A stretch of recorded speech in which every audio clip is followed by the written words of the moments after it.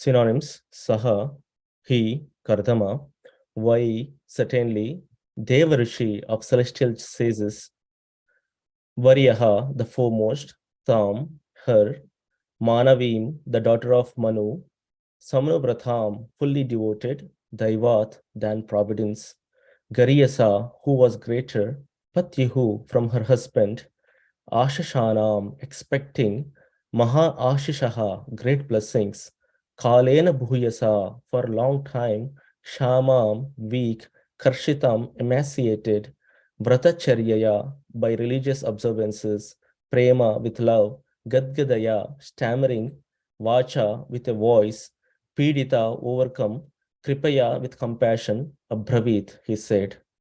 Translation and purport by His Divine Grace Srila Prabhupada. Srila Prabhupada ki Jai.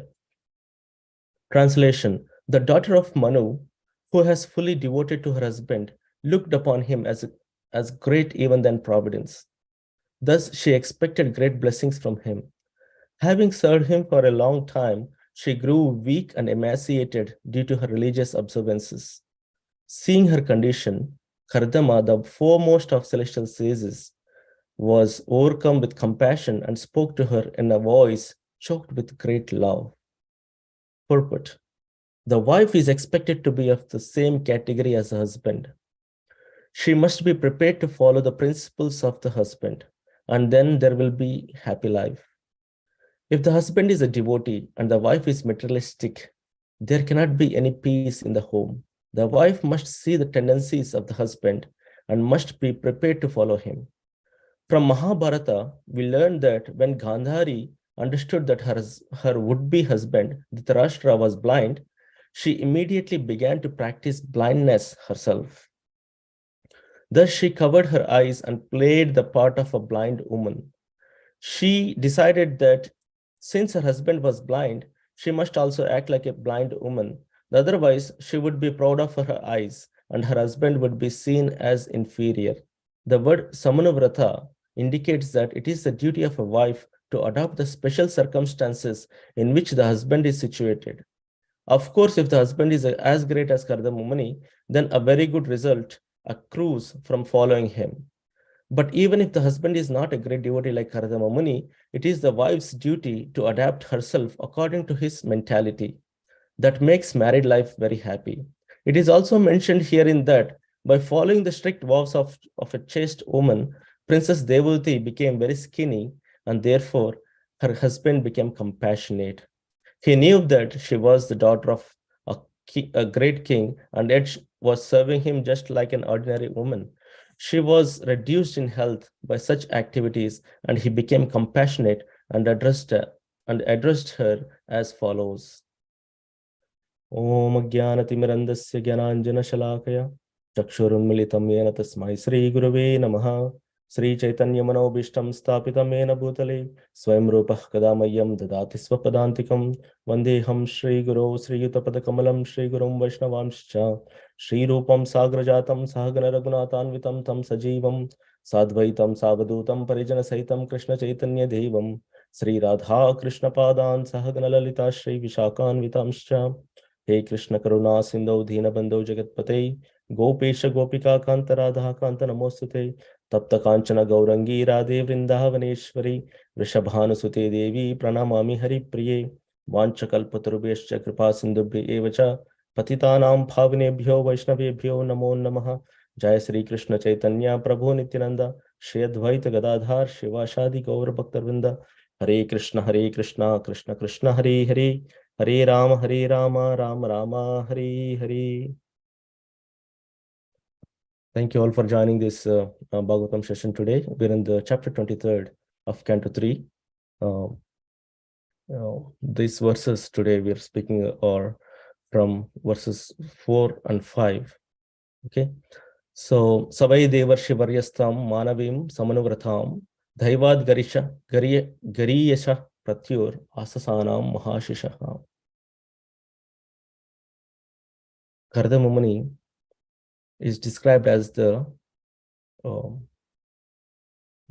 Paryatam, Deva Rishi. There are many Rishis who travel. There are Rishis who live in the Devaloka. right? In Swargalok are called as Devarishis. They travel around, or the Devalok are above. That Rishis, the best among those Rishis is Kardama Muni, because he is a devotee of the Lord and he has seen the Lord, and Lord has cried for him for his austerities. Lord's tears fell and it became a Bindu Sarovar, and that's where Kardamamuni was living, right? So that is the position of Kardamamuni here. Devarishi Varyastham. The Varya means the best among the Devarishis, or the saintly persons who travel around the world. So he is the best among them. Okay. And that is the quality of Kardamumni. Now, who is Mother Devahuti? Mother Devahuti is Manavim. She is the daughter of Manu Maharaj, right? Swayambhuva Manu is her father. Samanavratam. Even they are, Samanavratam means they are equipoised, in the sense like she completely devoted um, her life, even though she is Manavim, she is the daughter of a king. She didn't have that pride in her that she's from the opulent family than Kardamumuni, right? We know this in the first chapter, in the first verse. Beautiful explanation is given here about the qualities of Mother Devahuti. Yeah, okay. So we will see that it's taking time to load. So she's Manavim because she's a daughter of daughter of Swambhava Manu, and she was fully devoted. And what she's doing,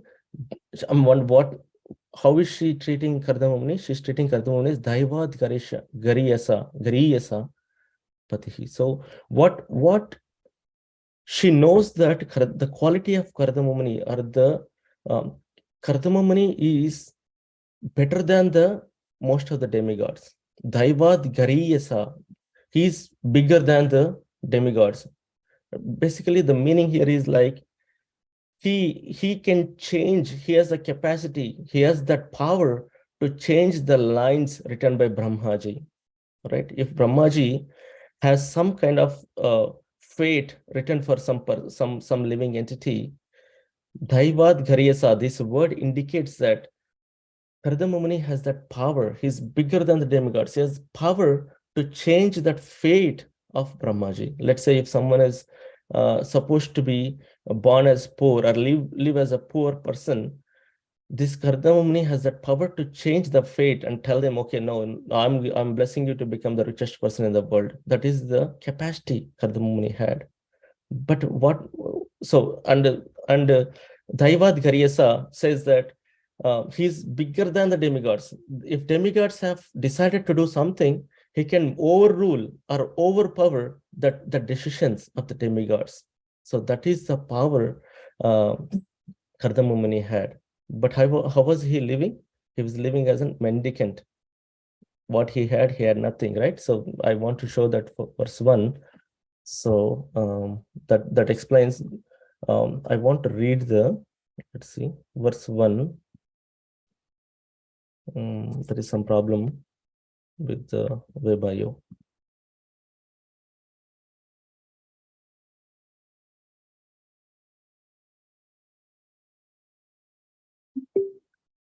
Okay, at least I have the thing. Okay, so the verse 1, it explains that Bhavani Bhavams Prabhu. So basically, the word I'm looking for is like the comparison of Kardamumani, the pair of Kardamumani and Mother Devahuti were compared, or parallels were drawn between the lives of Lord Shiva and Parvati Devi to the Kardamumani and Mother Devahuti, right? Why? Why? Because Mother Parvati was a daughter of king, king of mountains, right? Parvataraj or Himalaya. So she came from, she's a queen of that, or the princess of Himalaya, the king of the mountains, okay? But still, And if you see the position of Lord Shiva, he has all the powers. He is the supreme personality of Godhead himself, but still he lives very poor. He doesn't have a home for himself. He lives under a people tree, or that banyan tree.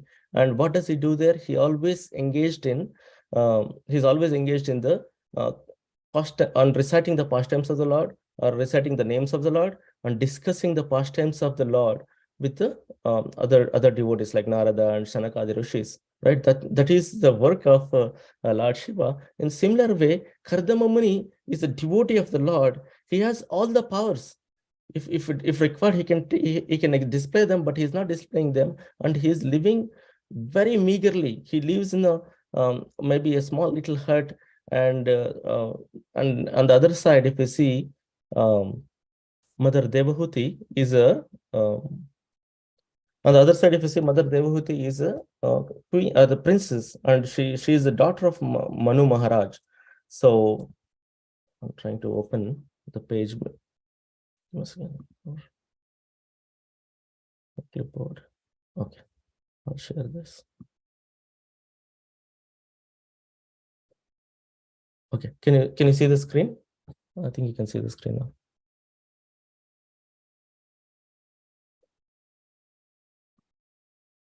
Okay, so that is the comparison or the parallels are drawn between the pair of Lord Shiva and Mother Parvati, and the pair of Kardamamuni and Mother Devahuti. Okay, so the question may come in, right? She's serving, when Mother Devahuti is serving Kardamamuni, the question may come in, the best service that can perform to a husband is Lakshmi Devi, right? Lakshmi Devi is serving the Lord 24/7. She's seated at the lotus feet of the Lord, and she's massaging the lotus feet of the Lord. She is the best service. She is the one who should be compared to, right? Because Mother Devahuti is serving Kardamamuni, and the similar way, Lakshmi Devi is serving the Vishnu. Like the comparison should be, or the parallel should be drawn between Vishnu and Lakshmi Devi, and Kardamumani and Devahuti.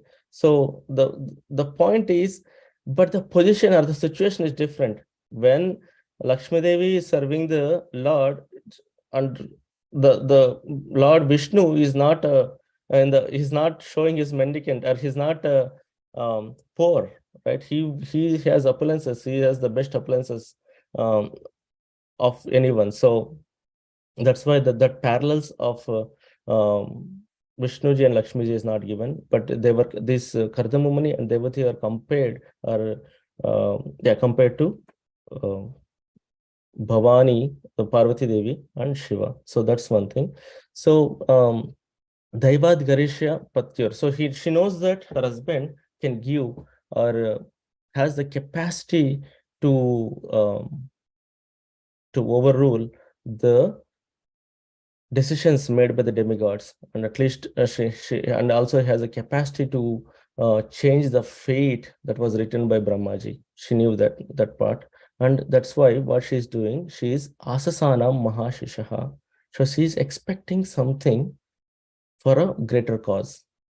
Okay, in the previous verse it says that my Veda base is not up, but anyway, so in the previous verse it says that she didn't have any desires. Kamam, there were no desires in the mind of Devahuti. Now, why it is saying that now she is expecting something here? So it's a conflict, right? But when it was said in the previous verse that kamam, she didn't have the kamam, the lust, she didn't have the desires. That means she didn't have desires for this material cause. She didn't have a desire to have a opulent house, or to have riches, to have any material, like good food, better or comfortable life. No, that was not the desire she had, but the expectation she is now is having is a greater mahashisha, greater blessings. So that blessings are in the form of getting a son, and that son is going to be the Lord himself. Okay, so Kardamamani and Mother Devahuti, they'll get Lord Kapila Dev as their son. So that is a greater expectation or Mahashishaha. So it's not saying that she's having a desire, or it says that Mahashishaha, she's expecting the blessings in the form of a son. So she's expecting Karadamumuni to bless him a son, bless her a son. Okay. Now the second verse, Kalena Buyashak Shamam. Kalena Buyasha, the time has passed on for a long time. She was serving Bhuyasak Shamam. She was serving him. How was she serving him? In the first verse, it says that Ingita Kovida. Ingita Kovida means just by knowing the signs of the situation, just by knowing the circumstances, just by knowing the situation, she served her husband according to the situation. Let's say if a husband comes home, or if by just seeing the signs on the husband, um, right? Um, if it is if an expert wife can understand the situation of that moment or the circumstance and act accordingly. If a husband comes home, she may know, like, the expert wife should know that, oh, when he comes home, maybe he's thirsty, and let me offer the water. Right? That is the Ingita Kovida, just by the signs. It doesn't have to, he doesn't have to come and ask her, okay, give me the water. No, Ingita Kovida is like an expert wife can understand the husband in and out, what he needs at what point of time, and that is the way Mother Devahuti was serving Kardamamani. Right? Kalena Buyashak Shamam. Shamam, the with that work, Shamam, she's serving him. Karshitam. Karshitam means, she was serving him, and also Vratacharya. She was following the vratas, the all the spiritual activities that were performed by the husband. Like, if husband hasn't eaten, she cannot eat. She was serving the husband first and eating, and husband is never thought about her. He's a great devotee, but he never had a thought about Mother Devahuti. So think about that, right? He got married, but he was always engaged in the austerities. He has his own cycle or the routine per day, and as we know, if he has impressed the Lord himself with his austerities, please think about how rigorous his schedule must be. He must be performing activities one after another, like very rigorous. So without serving her husband, she was also, so she must not be eating her. She basically, Karshita means emaciated, but the Srila Prabhupada uses word emaciated. She became thin, malnutritioned. She didn't care for herself. And Kardamumini never asked about, now, what do you have? Do you have some food? Do you have clothes? He was not even asked. She never asked or thought about her. Means he never had asked about her well-being, not even once. So with that, she got emaciated.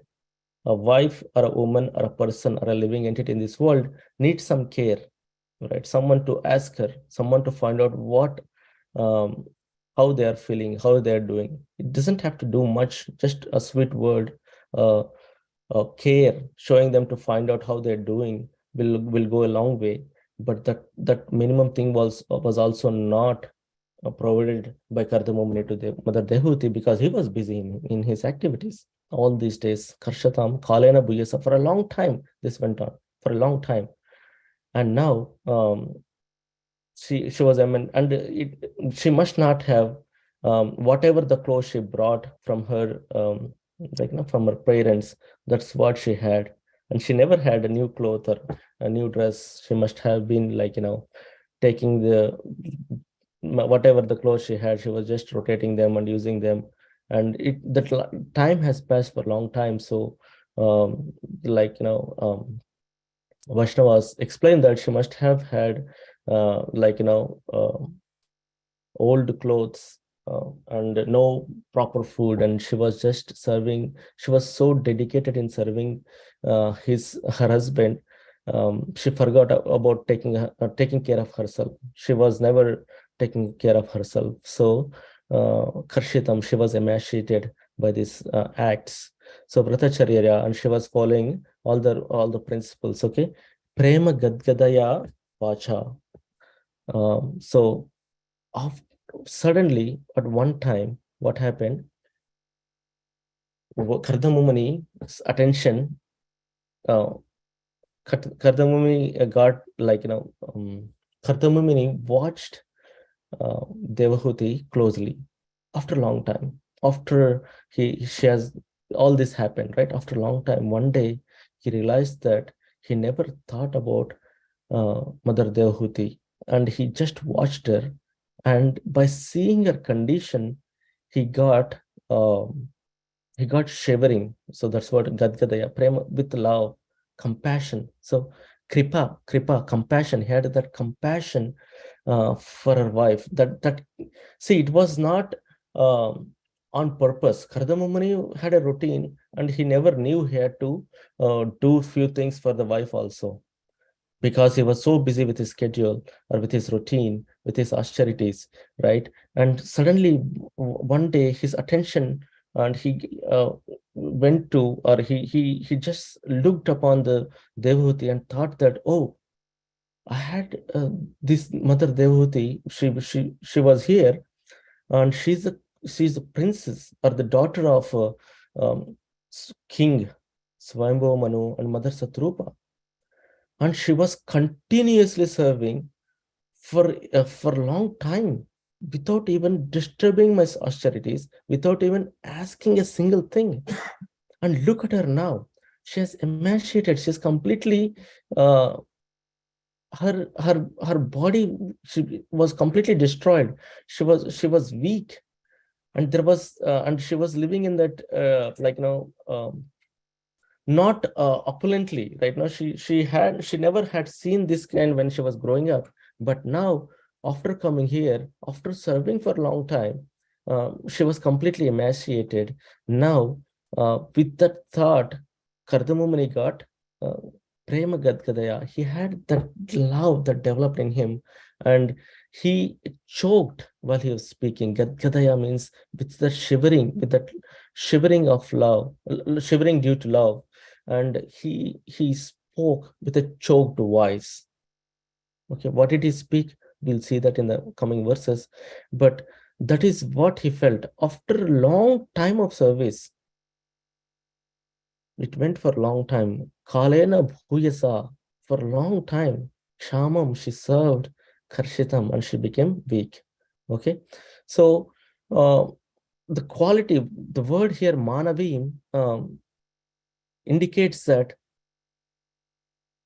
why Maitreya Muni is using Manavim here is because he could have called Devahuti there. He said that Manavim. Manavim means he's indicating that the lineage or the culture Manavi or the Mother Devahuti brought, or are these all the good qualities mentioned in the previous verses, like couple of verses, they are from the parenthood or from the Manu. So he's reminding that she is so good, she's so talented, she can understand the requirements or the needs of Kardamamani or the husband, with the circumstances or with signs, ingita kovida, that kind of, and also Maitreya Muni calls her sadhvi in the first verse. Sadhvi means um, sadhu is a masculine word, and sadhvi is a feminine word, right? Sadhvi.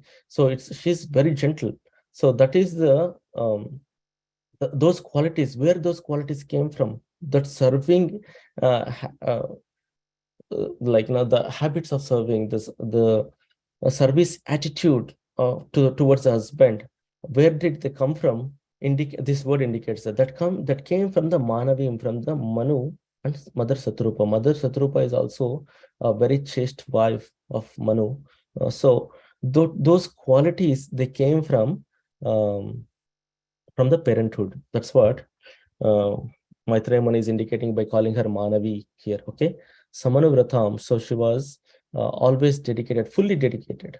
fully dedicated and serving the Kardamomani. Daivad Garesha Pathyur. So she knew that her husband has a capability or capacity or have the power to overrule the sanctions provided by the overrule the sanctions or the rules of this material world. Like the demigods, they control the material world. So she knew that she had her husband had that capability, and then Asasana Mana Mahashishaha. So she started expecting. She had an expectation that for the Maha Sishaha, for the greater blessings in the form of a son. So in the next verses, we'll see what Kardamomani speaks, and then what was the greater expectation she had from her husband. Okay, so that is one thing, and in the purport, Srila Prabhupada gives an example of for this Samanavritam, fully devoted. A wife should be completely devoted to the husband, right? And that in that example, Srila Prabhupada quotes Mother Gandhari's sacrifice of the vision, right? She knew that Dhritarashtra is blind, and she doesn't want to get a pride of having the eyes or having the vision. That's why she started having she had a blindfold um, um, voluntarily, right? No one opposed her, but voluntarily she took the she had the blindfold, and she also um, used that blindfold, and she acted as if she didn't have eyes. So if you see that, that is the power right now. That is a sacrifice. When she did that sacrifice, um, she got so much of power. She accumulated or accrued. Srila Prabhupada mentions you accrue the power by serving the husband. By that, by that she accrued so much power by blinding herself, and she gave that power to Duryodhana in the later part of Mahabharata. When she opens the blindfold and looks at Duryodhana, his body becomes as powerful as steel, right? His physical body becomes as powerful as steel. That is the power that was accumulated, because even though Duryodhana is bad, even though that may not help, the act of Gandhari may not help for the betterment of the material world, but still uh, that power which she accumulated was given to her because of her sacrifice for her husband. So it doesn't matter. She must have used it for a better cause, but anyway, that's the love she had for her son. So, but still, the sacrifice you do for the husband, the sacrifice we do, that will show up. And especially, Srila Prabhupada mentions that if we have a husband like Kardamomani, who is qualified enough to serve, then the results will accrue, and they'll come and they'll show up, and we'll see her sacrifice, how Mother Devati's sacrifice in serving of Kardamomani will help, or will result in a greater cause in this by the end of this chapter. Okay, that is all I have for today. Srila Prabhupada ki jai. Ribon.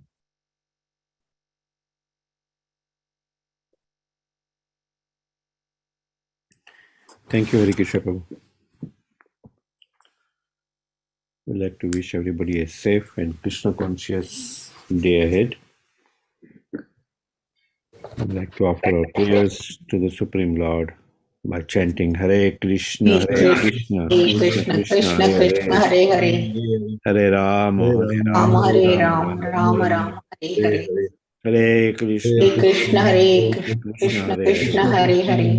Hare Rama, Hare Rama Rama, Hare Rama, Rama Rama, Hare Hare. Hare Krishna, Hare Krishna Hare Krishna, Krishna, Krishna Krishna, Hare Hare. Hare Rama, Hare Rama, Hare Rama, Rama Rama, Hare Hare. Shri Jai Nrsimha, Jai Nrsimha, Desha Jaya Padma Mukha Padma Bringam. Ugraveeram Mahavishnu Sarvatomukam. Nrsimham Shanam Bhadramrityam Namah. Nrsimha Bhagwan ki jai, Prahlad Maharaj ki jai. Let's offer our humble obeisances to all the assembled Vaishnavas. वंशकल्पतरुभ्यश्च पतितानां पावनेभ्यो वैष्णवेभ्यो नमो वैष्णववृंद की जय। जय श्रीमद् भागवतम की जय। श्रील जय प्रभुपाद की जय। जय। और प्रेमानंदे। हरि हरि हरि हरि बोल। थैंक यू हरि कृष्ण प्रभु ji. Thank you everybody. Hari बोल। हरि हरे कृष्ण। हरे कृष्ण।